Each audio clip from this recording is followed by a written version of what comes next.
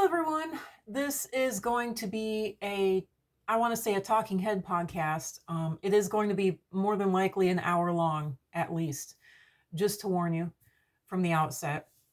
And yeah, there is such a thing as too long don't read, well, too long don't watch. But since most people are watching, I mean, the astrology podcast is 4 hours long, and I watch that in 1 hour increments. So I guess a 1 hour video is not too long, thankfully. But having said that, I just wanted to put this little beginning part onto the rest of the video. I voice recorded the whole thing. I didn't have any visuals for it at all, so you're not even going to see me sitting here talking. So I'm just going to put who knows what kind of visuals to it. And the other half of that is I just wanted to. This is the same day. So this is also December 29th, the same day that I woke up with this realization, and I got a new haircut, thankfully. But I just wanted to say, on top of all this, for the longest time, and I just wanted to preference the whole video with this, the fact that I didn't know that anything was wrong. My dad always had the term pack rat, and he always called my mom a pack rat, and that was the most that I had. And until sometime during the 2000s, the psychology community did not have a term for hoarding. They didn't even have, in fact, they were wondering, should we call it pack rat or hoarding? And I thankfully they chose the term hoarding. I wish that they could choose something else too. The interesting thing is that I do have full-blown OCD, which I have gotten over. And so it's interesting that my mom has an OCD, a cousin to OCD, which is hoarding, and that I had the full-blown where you have to touch doorknobs and you have to wash your hands and you can't step on cracks and stuff like that. I had the full-blown disorder. And thankfully, I was able to cure myself of it. It was not easy. And it was, while my parents were abusing me quite hard for it, interestingly enough. But I'm not going to get into that. When it comes to my mother's hoarding, I didn't know that there was ever a problem. Now, this is part of my Asperger's, my high functioning autism uh, illness. I call it social retardation. My sister, who's far more tactful, she said that's tactless, call it socially inept. So I guess this is part of my social ineptness. My whole life, even into my 30s, I didn't think that there was anything wrong. And my mom never wanted us to have friends over. She was very embarrassed about the house. And I was like, why? There's no reason to be embarrassed. There's absolutely no reason at all. And we were having friends over. We were having kids over whenever we could manage to. And they didn't see anything wrong with the house either. Their houses were quite a mess also. There was only one house on the block that actually looked and smelled good at all, and I envied them like you would not believe. But they also were the richest people on the block. So, and when you become, late teens, early 20s, you end up looking back and you go, oh, well, that's why their house was so nice. It was because they were rich. It wasn't because, I like the fact that it was clean too. That was the main thing. I love the fact that their carpet was, the whole place was absolutely pristine. The walls were pristine. The carpet was pristine. This girl's clothing and toys was absolutely pristine. It wasn't like everybody else's house where there was like actual dirt and food ground into the toys and ground into the carpets. And it was the exact same way in our house. There was no difference at all. So I didn't see and I didn't understand that there was something different about our house compared to any of the other houses. The other houses were full of toys and full of clutter, and there was junk everywhere. So I never saw a problem. And it wasn't until I really started researching it and looking into it. And it wasn't until these hoarding TV shows came out that I ended up watching just a few of them because I was so busy working, and the only jobs I could get were retail until COVID hit here, and I can't even get retail anymore. But, it just, until the hoarding shows came on, and I watched as many as I could, which is literally about two handfuls worth. I I didn't know that there was a problem, and it wasn't until I actually looked into it just a little bit that I even knew that there was a problem at all. I thought that this was normal. So until my late 30s, you know, in the 2000s here, did I even know that there was a problem? I was a little kid in the 90s. I was a preteen and a teenager in the 90s. When it was 1995, I was 15 years old. So, you know, that you have to preference this whole podcast, this whole video with this. The fact that I didn't know that there was a problem. I never saw that there was a problem. I just I was like, and I noticed immediately, have you ever seen the TV show Monk?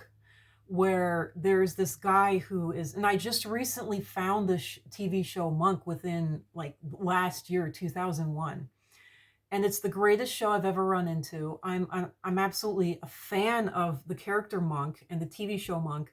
I am Monk. I am literally Monk.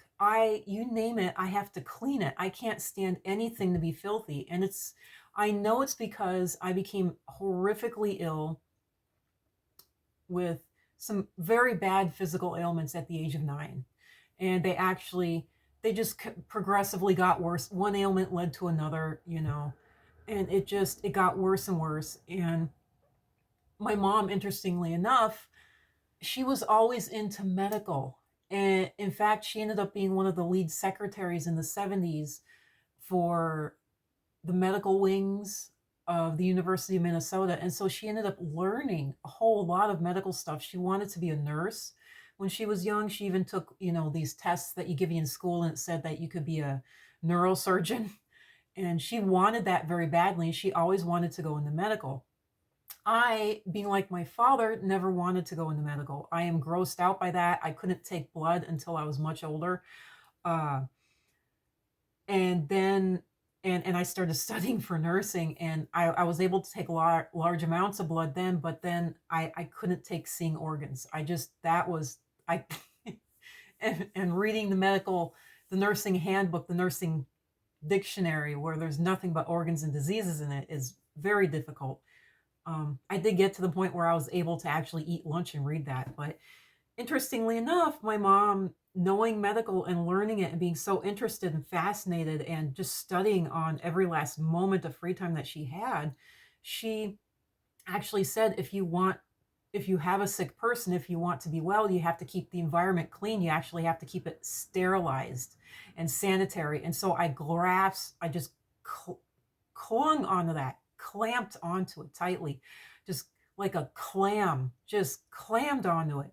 And just like a dog, just bit into it. And I started cleaning everything in hopes of making myself well. And because of the absolutely filthy environment I was in, it helped, but in ways that it helped, it actually hurt, because I ended up getting sick from all the cleaning products I was using to try to disinfect my little hole that I had carved out in the middle of an absolute, as my father always called it, pigsty. And it really was a pigsty.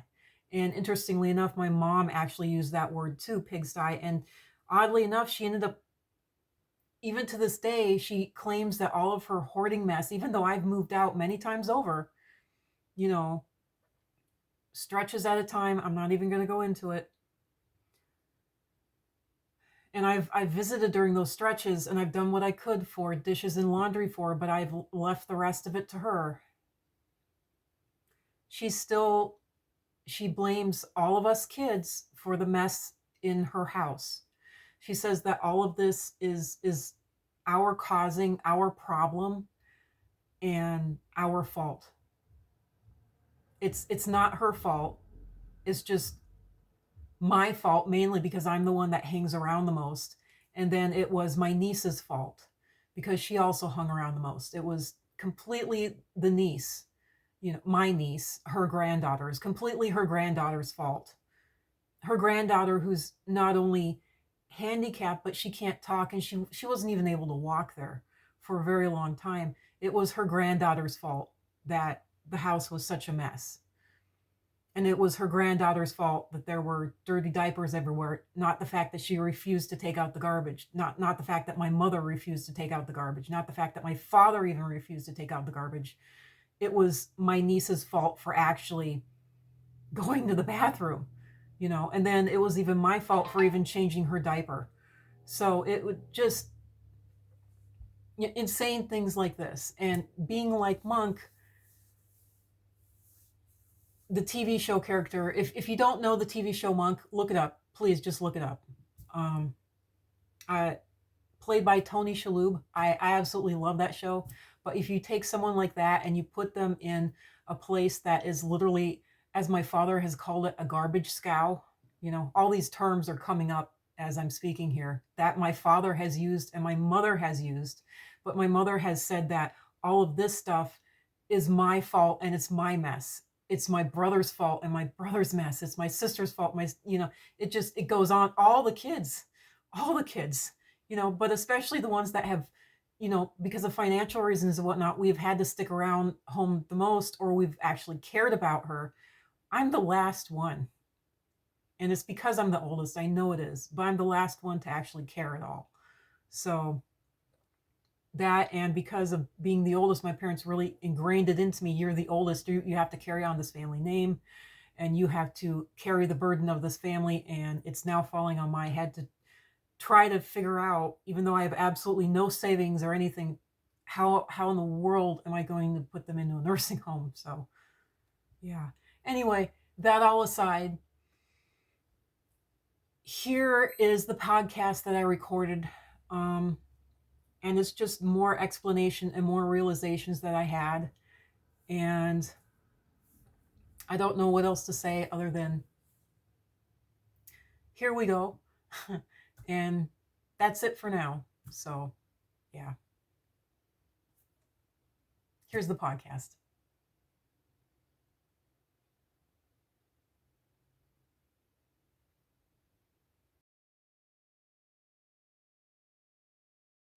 Hello, everyone. I'm Susan Marie, also known as Witch Geek or Witchy Geek, and welcome to my channel. I thought I would head off a few questions. I don't know what kind of questions or complaints that the last two videos, especially the second one, might bring up, but just in case. And I'm not going to go into all of it, but I did just want to say this is kind of a call out to anyone, basically the children of hoarders and even, the spouses. I met a man whose spouse was a hoarder. He ended up eventually having to divorce her because she chose her things over him. He kept asking her to please clean up. So it's not just, this is kind of a call out to anyone who has a hoarder in their life and who understands where I'm coming from. But we've all seen those trash houses on TV, those places that are just absolutely filthy. And in my 20s, believe it or not, in this house that you're seeing on screen now, when you're young, you need to move out, you want to move out, and you do.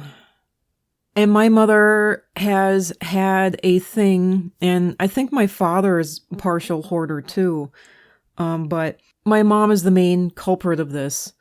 My dad backs her up, but my mom is the main culprit. She is the captain, the spearhead.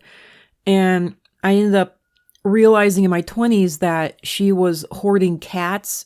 First thing I realized is that she was hoarding food.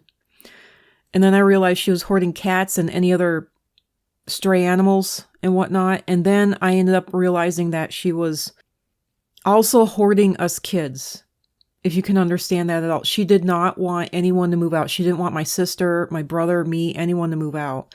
And being the oldest, she had her claws tightest into me.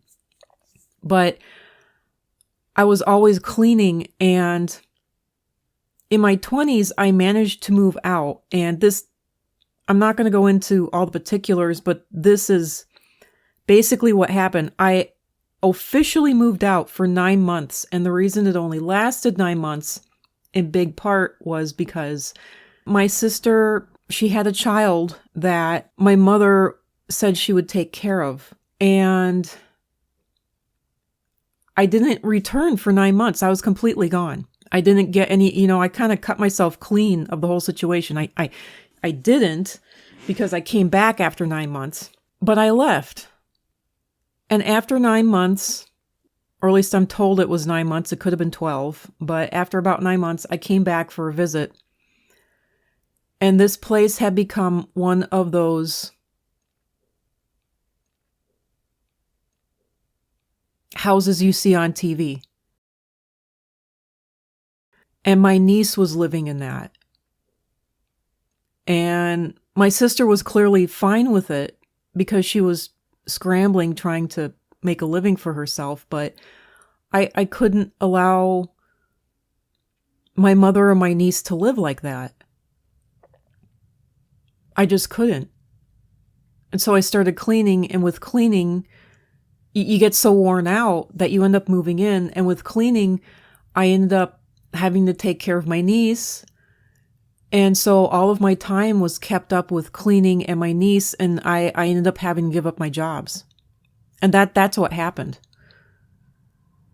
So, and I almost want to put this as a warning and a call out to anyone else who has a parent like this, to save yourself and rescue yourself. But at the time, I didn't have any money at all. I was working retail, and I didn't even have any credit, much less good or bad. So it's not like I could have moved out to an apartment. I mean, I was living in an apartment. I was living with someone. It's not like I had the credit or the finances to be able to live fully on my own. And I was living with my boyfriend at the time, who, interestingly enough, and this is why I'm into spiritual things, looking back, I realized, at the time I realized that he was a hoarder. But now, into spiritual things, I'm going, what are the chances that I happen upon, my father is bipolar, and he's been severely abusive, but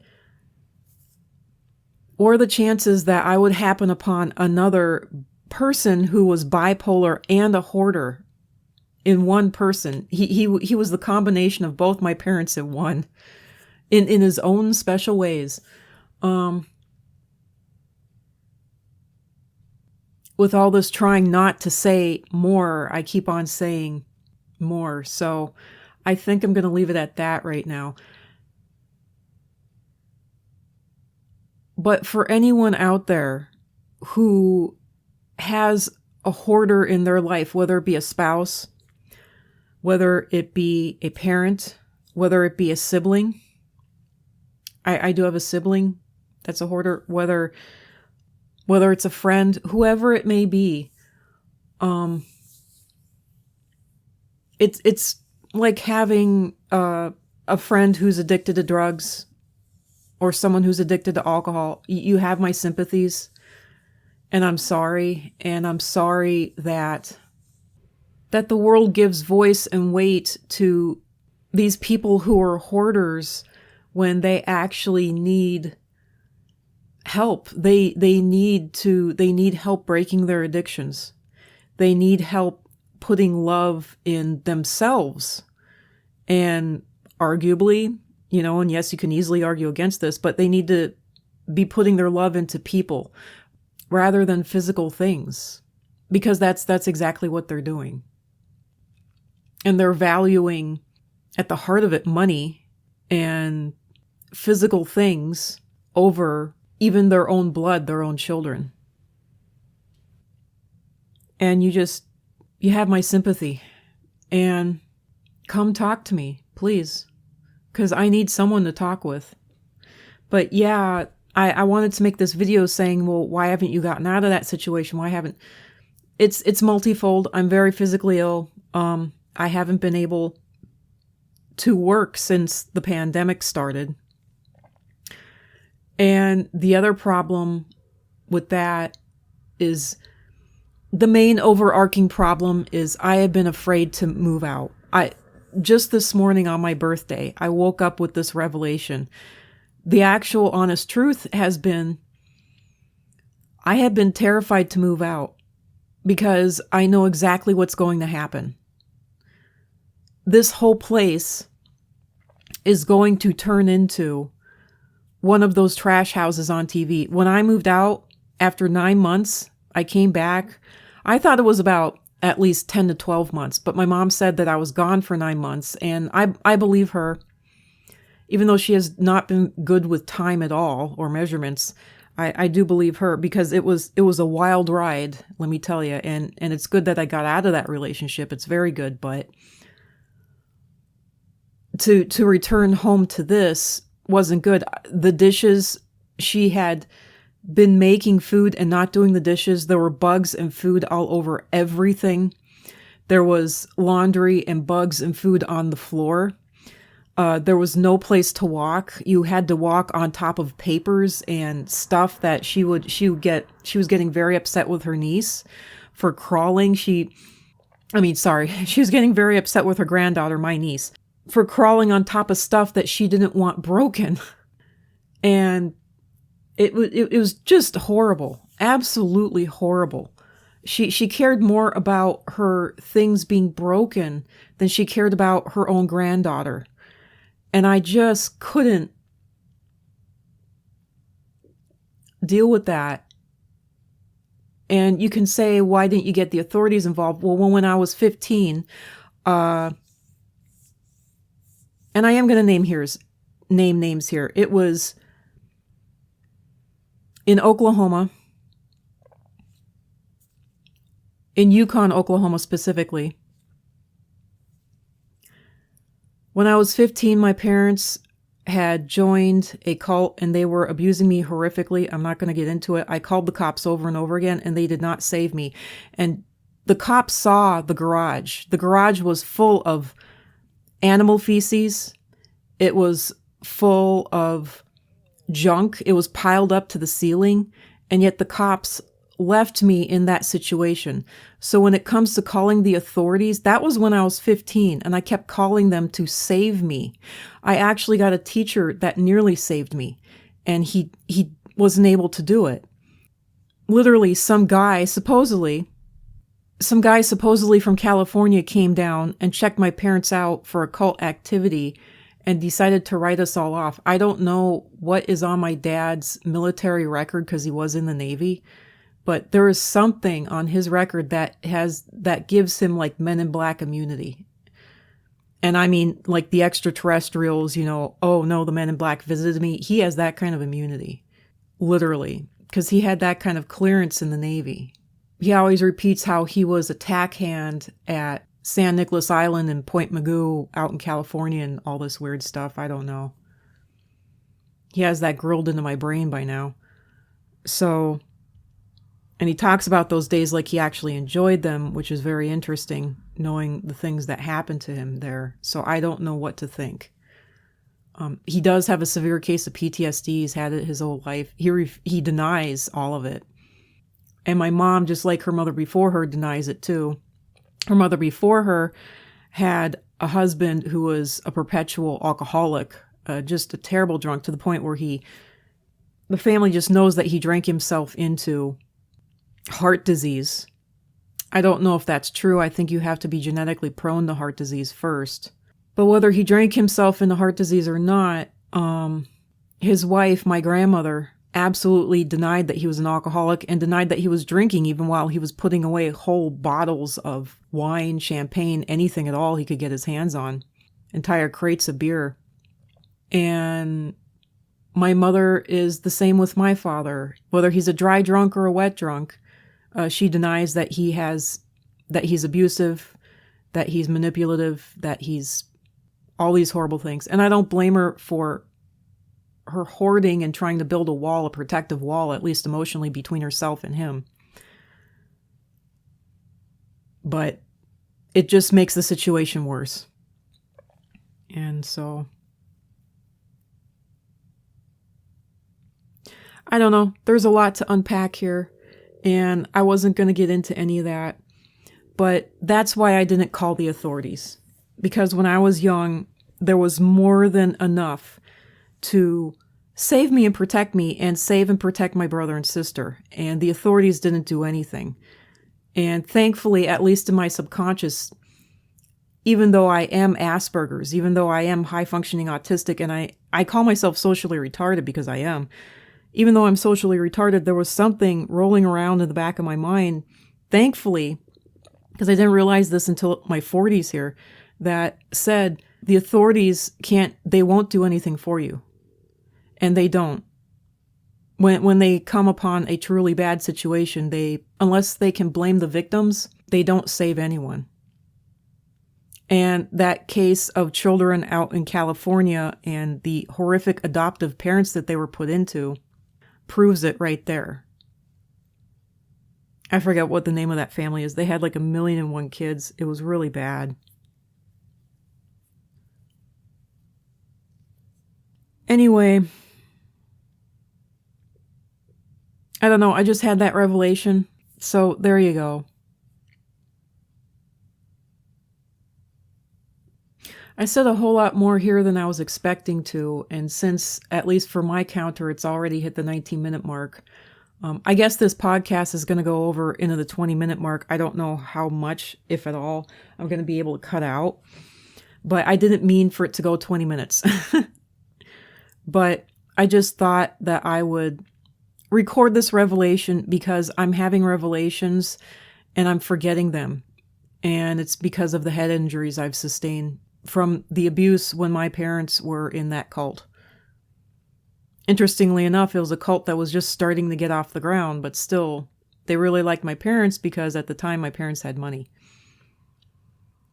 So, and the reason that the house is looking the way it is now, the house is very, very clean now compared to the way it has been in the past, and that's only because my parents have gotten so much older and they just don't have the money that they used to because they're retired. And in that, there's a slight relief because they haven't been able, or at least my mother hasn't been able to junk up the house as much and as badly. And with COVID, that was actually an absolute miracle for me because that stopped her from going out and driving and buying things and cluttering up the house even worse than it already has been.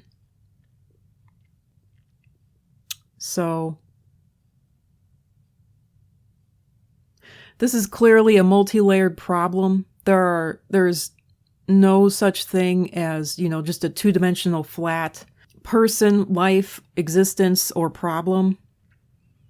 But as in the case with drug addiction and alcoholism, and obviously hoarding here, most people want to simplify it and turn it into a flat 1D even or 2D problem and see just this one, isolate the incident, isolate the item. And while you can to a certain degree, you can say, well, just, it doesn't matter how bad you feel or what's going on in your life, just don't do drugs, don't drink. If you don't offer something else at some point in time to distract and to heal, soothe, calm, what have you, the person, and unless you take the person out of that environment, they are going to go straight back into the drugs, the alcohol, the hoarding, what have you. So yeah, life has been interesting. And I don't know. This is for anyone who isn't a hoarder and trying to cut off any complaints. This is literally to kind of protect myself from anyone who isn't a hoarder and isn't in bad situations or managed to get themselves out of bad situations and trying to say, oh, why don't you just stop your mother? Why don't you just get out of it? Why don't you call the authorities? Who knows what, and I'm trying to say, this is why, this is why. This right here is why. It's a multi-layered problem, and the system isn't going to save you. And yeah, I don't know what else to say.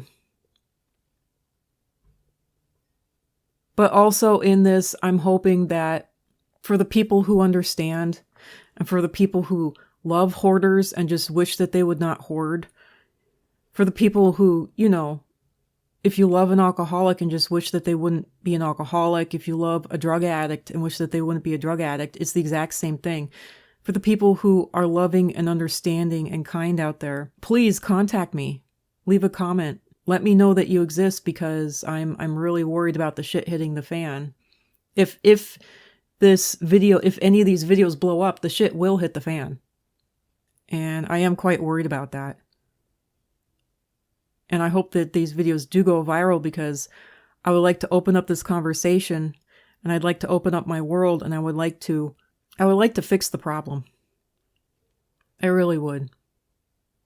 But overall, most importantly, I would like to be able to run away from the problem and get away and be able to get away from all of it without harming my mother. Because if I leave, I am first and foremost worried about my dad killing her. And secondly, I'm worried about her hoarding to the point, she's eaten stuff out of her closet that clearly had mice feces on it, and it was quite dirty, and she ate it.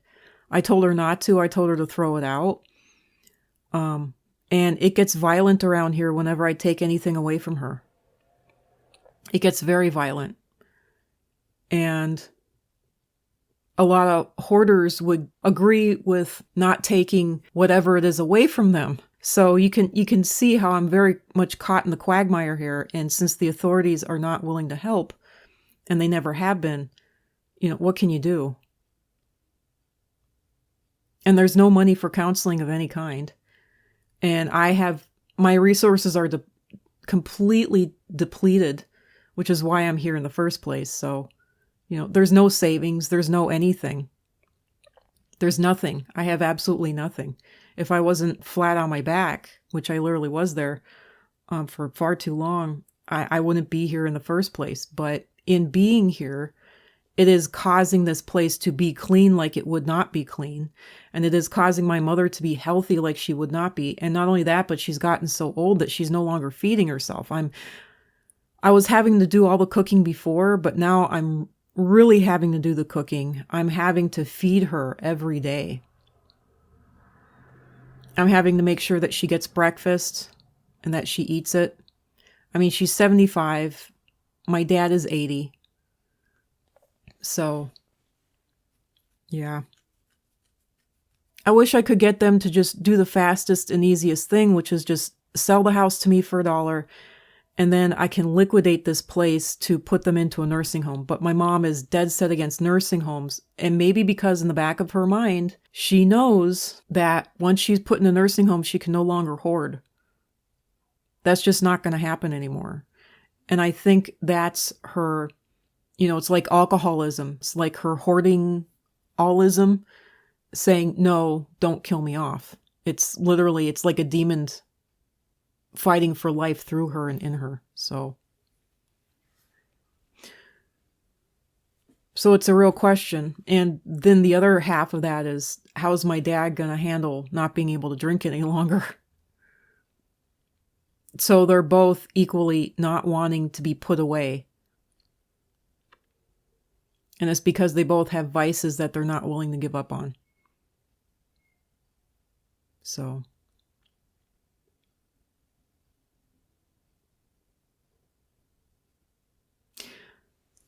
Well, this has been long and involved, I think, and it has been very meandering. I keep on wanting to draw it to a close.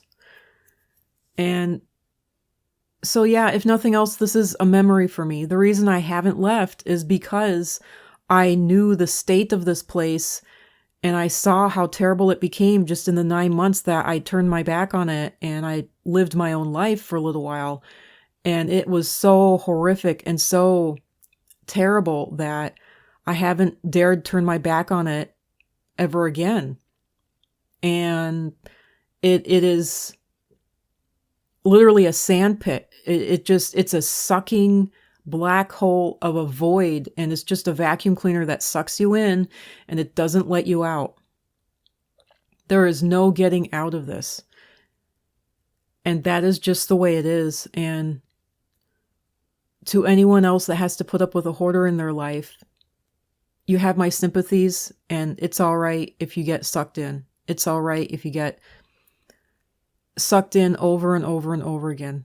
That is just a fact of life, and anyone who has to put up with someone who has addiction problems, it's the exact same thing. You just get sucked in over and over and over again, and you're not going to get out. And I just want to say overall, pointing the finger of blame at people who are having to care for and deal with someone who has addiction, having to care for and deal with someone who has hoarding or alcoholism, anything at all. I'm sorry, but telling them to get out or to get angry at the person, punish the person, call the authorities, all that stuff, that doesn't work. My dad tried getting angry and punishing. He tried being, he is violent, so of course he was especially violent through the years, and he's also paranoid. I'm not even going to get into all his stuff. But then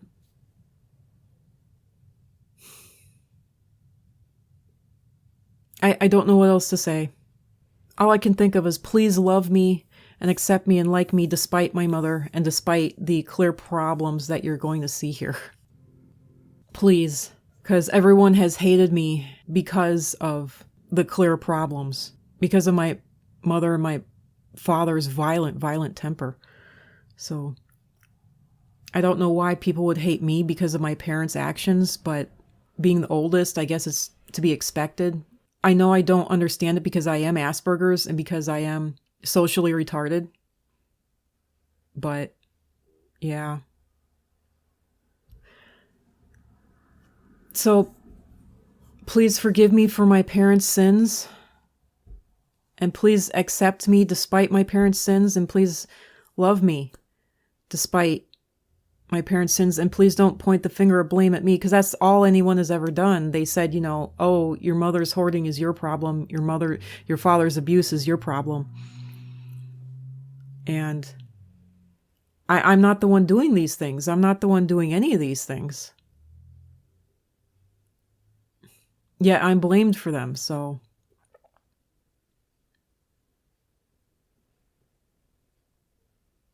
I don't know. I don't know what else to say. Please love me and accept me anyway. Anyone who has to deal with this themselves, please leave a comment. Please direct message me, anything. Please love me. Please accept me. And please give me any kind of a community I can talk to. Thank you. And thank you big time to anyone who listened to this all the way through. My counter has it at 32 minutes and it's going on 35 minutes. So however long this podcast is, thank you for listening to it. Thank you for listening to it all the way through. And please love me and accept me despite my parents' sins. I don't know what else to say. Thank you. Bye.